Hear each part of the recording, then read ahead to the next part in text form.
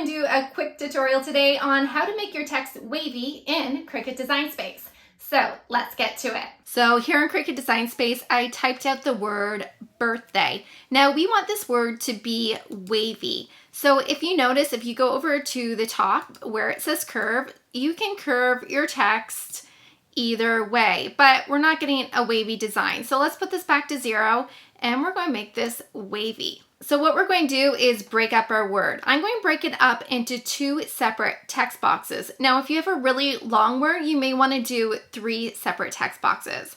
So what I'm going to do is grab the text and I'm going to do the first few letters. So B-I-R-T. So we got the first 4 letters here. And then we're going to do a separate text box with the rest of the letters. So H-D-A-Y.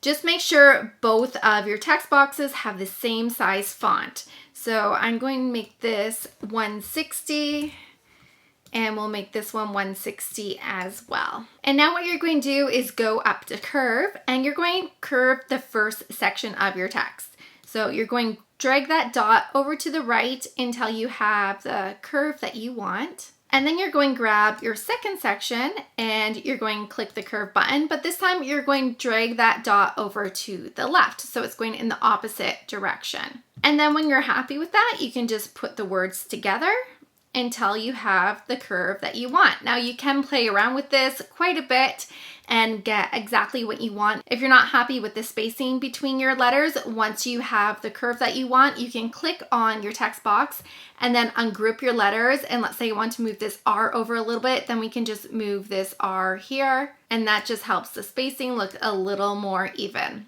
And then once you're happy with your entire word, you're going to want to highlight all those letters and all your different text boxes together.